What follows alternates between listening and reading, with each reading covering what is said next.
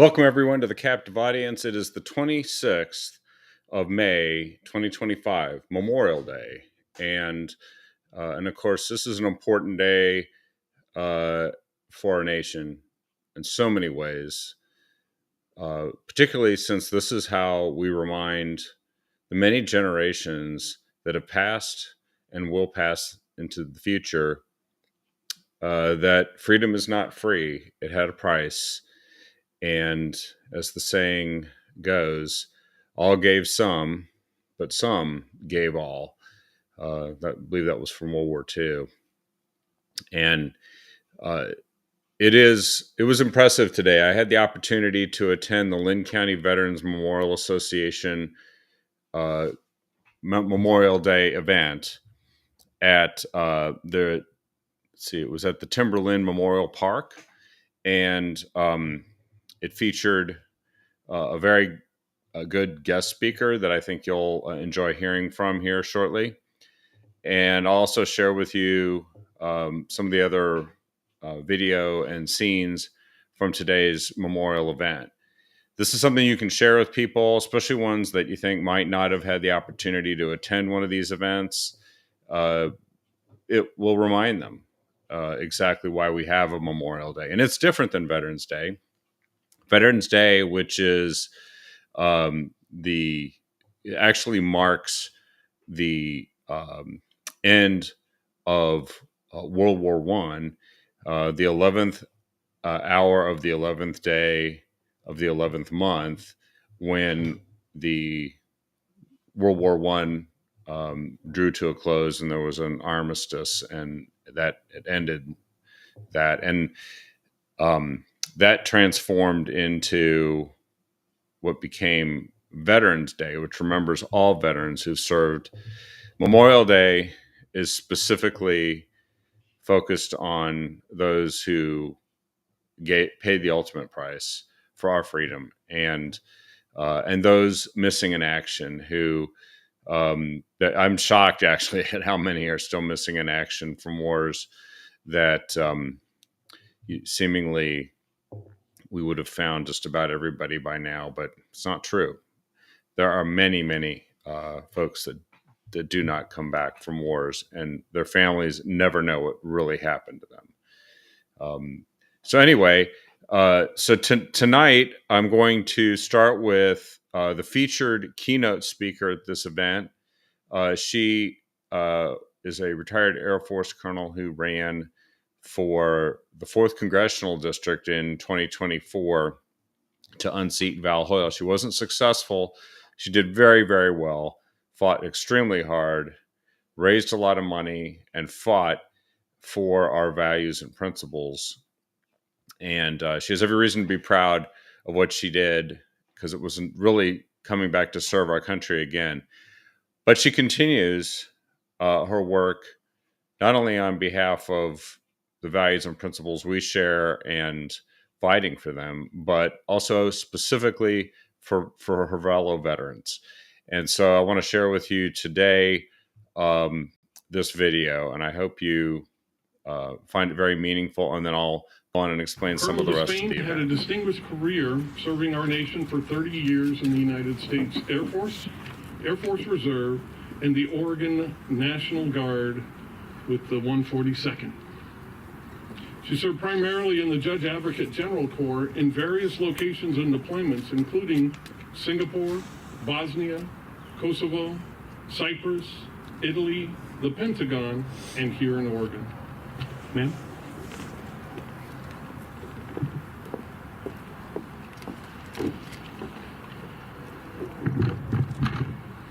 Good morning, and thank you for the honor of joining you here on this Memorial Weekend. In Linn County, we are surrounded by patriotism, history, and sacrifice. Across our communities, families have lived lives touched by military service. Here at the Linn County Veterans Memorial, 202 names are etched in stone. These are not just names. They represent fathers and sons, daughters and mothers, friends and neighbors. They are part of our story. They are part of your story. This Memorial Day, we gather as a nation, as a community, to remember and to say their names. Say their name. It's more than a theme. It's a solemn commitment to remembrance. Because when we speak their names, we give life to their memory. We acknowledge their sacrifice was not in vain. We carry their stories forward so the next generation understands the cost of freedom that they enjoy. We especially lift up those who were killed in action, whose final breath was taken in service to others, and those who are still missing in action, whose families continue to live in uncertainty, but never in forgetfulness. Their names belong in our hearts, in our homes, and in the civic life of our community. When we say their names, we do more than remember, we honor. And in that honor, we find our own purpose. Some years ago, I had the opportunity to visit the D-Day landing beaches in Normandy. I stood in silence, facing the ocean where young Americans, some not even 20 years old, charged into fire and chaos and almost certain death. I walked among rows of headstones at the Normandy American Cemetery, 9,388 graves, and on a wall nearby the names of 1,557 Americans who are still missing. I did not know them personally, but I read many of their names and I whispered them aloud. I imagined their lives, their letters home, the dreams they left unfinished. I thought of their families who waited and grieved and carried on. I thought about all that was lost and all that was made possible by their sacrifice. And as General John Pershing said, time will not dim the glory of their deeds. And that is why we gather today, not just to mourn, but to recognize the immensity of what we've been given and what it cost to say out loud the names of people from our community and never let their glory dim. Sylvan Poole, a Navy veteran whose name was initially missing from this memorial. It was his brother Garner Poole who discovered the omission and took action. Garner's efforts led to the formation of our Linn County Veterans Memorial Association, ensuring that not only Sylvan's name, but those of others that were overlooked veterans, that they are rightfully honored here. Another local hero is Edward C. Allworth, a World War I Medal of Honor recipient from our area. His bravery in France, where he led his men across a canal under heavy fire to capture enemy positions, is legendary. Today, the Oregon's Veteran Home in Lebanon bears his name and serves as a testament to his valor and our community's commitment to honoring our veterans. We also remember Del Riley, who served in the 10th Mountain Division during World War II and later became Linn County's clerk. Wounded in Italy, he was awarded the Purple Heart. Del's dedication to public service continued long after the war, exemplifying the enduring spirit of our veterans. And we remember Michael Guy Bilyeu, who died while a prisoner of war in North Korea in 1950. He was just 19 years old when he made his ultimate sacrifice for this nation and all that this country stands for. And his family experienced and endured their unimaginable loss. These stories remind us that behind every name on our memorials lies a tale of courage, sacrifice, and service. Not every service member goes to the front lines, but every service member accepts and prepares for that moment when the call may come. Not everyone storms a beach or parachutes behind enemy lines, but every service member serves with purpose and commitment. Every role, whether in a cockpit, a motor pool, a medical tent, or a mess hall, supports the mission and supports those who face danger directly. We have lost too many to safety mishaps and political miscalculations. The pain of these losses is ever present and must never be forgotten. In a broader sense, every American has a role to play. Just as no warfighter stands alone, no nation can survive without its people standing up, each in their own way, to uphold the values we claim to cherish. Some serve in uniform, others serve in public office, in volunteer work, in teaching, in advocacy, in raising good and principled children. And all of us, no matter our background or beliefs, can serve by living lives worthy of the sacrifices made on our behalf. In Linn County, that service is visible. It's the families who tend to the wall. It's in the civic groups who organize these ceremonies. It's in the neighbors who help a veteran get to a doctor's appointment, or who teach the children of fallen soldiers about duty and honor. This day is sacred, but so is what we do with the rest of the year. Memorial Day is not just about honoring the dead one day a year. It's about how we live every day. It's about the legacy we leave and the gratitude we show by standing up when we are called, however we are called. So today, as we stand in the presence of their names, let us say the names with reverence. Let us live in a way that speaks to their sacrifice. Let us teach their stories. Let us fight peacefully and civilly and passionately for the ideals they died protecting. To the Gold Star families here today, you carry a burden the rest of us can only try to understand. But know this, your loved one's name is not forgotten. Your loved one's sacrifice is not forgotten. They are not forgotten. As we conclude, I want to leave you with this. If we don't say their names, who will? If we do not defend what they died for, who will? And if we do not serve in our own way, according to our own conscience, our ability, and our moment in history, then how can we ever be worthy of their gift? Ask yourselves this after you leave this ceremony today. What will you personally do to show your gratitude for your neighborhood, for Linn County, the Linn County community, for your nation? What will you do to honor those who have sacrificed everything to protect this nation and everything that it stands for? I urge you to do what you can. Do what you can.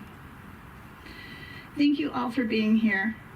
Thank you for remembering, and thank you for saying their names. May God bless our fallen heroes, their families, Linn County, and the United States of America.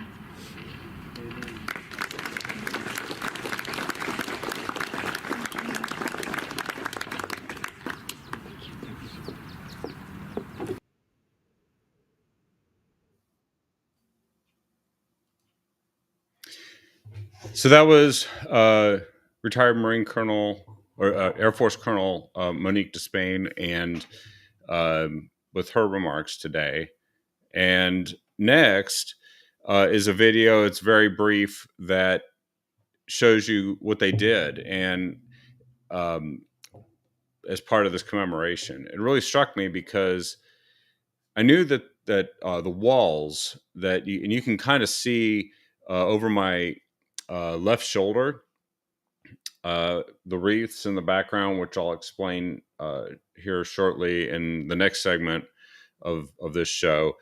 But over my left shoulder, you can see a wall, and it has little bricks on it. And those bricks are the names of each of the fallen from the various wars, with their name and the war that they died in. And they're commemorated all around the memorial park there.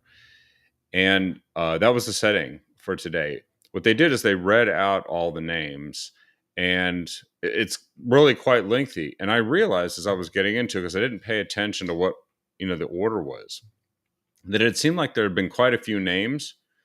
And then I noticed, given my last name begins with an H, that we were just in the H's as they read them off. And behind every single one of these names was a family, a loved one, someone who didn't get to see them again, that understands the true impact of their sacrifice way better than any of us really could, that didn't serve and didn't obviously give that kind of a sacrifice. So what do we owe them? Anyway, have a listen to just a brief section of the names being read today. Jennings, World War II. Calvin C. Jennings, World War II. Edward Johnson, World War II. Lathan D. Jones, World War II. Kenneth Keene, World War II. Richard Keene, World War II. Ronald J. Kesey, Korean War. Max D. Kennedy, World War II. Lawrence A. Kirsch, World War II. Larry D. Knight, Vietnam War.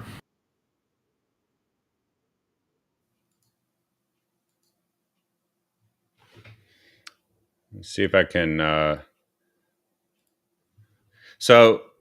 I'm back, and this is. I want to share with you now an example of. Let me see if I can make this a little bit easier for you to see.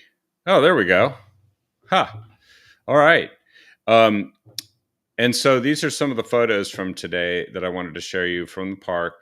And I think you noticed that they were reading off what war people have perished in that are commemorated here. And there were a lot of World War II, unbelievable number of World War II that really stood out to me. But then interspersed in there were all these other wars. Anyway, now I'd like to share with you some of the photos from today. This is kind of a wide shot of the group of folks that were there, the commander that was heading up this effort today and was the MC, Colonel Despain, who you can see there, the mayor of Albany, who spoke actually of his of a friend of his that was in high school with him and went into the Marine Corps. Nicest guy, he said, long distance runner in high school. And in 1983, he walked us through what happened in the Marine barracks in Beirut when his friend was killed, along with, I think it was 232 other Marines. And it was moving. Today is when people feel those feelings all over again. Every year it comes back. And I really appreciated him sharing that story. He served also, I think he said it was in the Navy. I could be wrong. I'll have to check that. I apologize, Mr. Mayor, if I didn't get that right, but you did mention that you had also served for, I think, about 10 years. And then to the mayor's right is the pastor who also spoke to us today and gave the opening prayer. And then next to him is Commissioner Sherry Springer, a former state representative, a Republican that I happen to know, who I hadn't seen in many years, but she spoke and gave some very meaningful remarks. And she said that yesterday she was someplace with with her family, with her husband and some of the kids, and they were just enjoying this location that happened to be a field nature area. And she found herself pausing and thinking for a moment, what if this were a battlefield? What would our lives be like? And she said it reminded her of just how much these who gave all have done for us to make it so that actually we just live our lives peacefully and enjoy them. And we're not in the midst of a constant battlefield here, and we owe that to the people we remember today. And then to her right is the chaplain, I believe. I don't know if he's from the American Legion. I do have the program here, so I should actually check that. Oh, this is that's Major Chaplain Dennis Stallnecker, retired Oregon Army National Guard. The invocation was an elder from the Church of Jesus Christ of Latter-day Saints, David Weigert, and the commander, Master Chief, retired Master of Ceremonies, U.S. Navy, David Busby, and then the mayor. Let me just see here. Mayor Alex Johnson II of Albany. So anyway, this is just kind of the backdrop that you can see of all the walls that have the names on them commemorating the fallen in the background. This was the junior ROTC color guard. They did a fantastic job. Very impressive young kids who obviously worked very hard at this and did a fabulous job. This was one of the Gold Star moms. She actually carried up the wreath. I believe, as I recall, her son, let's see, Terry Thorpe, mother of Lance Corporal Tyler J. Troyer, U.S. Marine Corps, killed in action in Iraq, November 19th, 2005. That was... Yeah, you could see the emotion in her face, and of course, accompanied by a Marine, putting that wreath there. The next wreath was placed there by Zach Draper, U.S. Army, served 2 tours in Iraq. This is on behalf of prisoners of war and MIA, missing in action wreath. And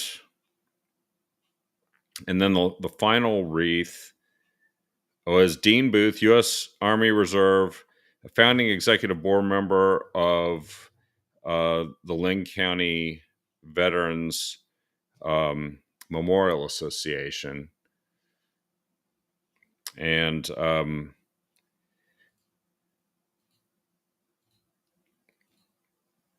these are the 3 wreaths, which you can actually see in my background as well.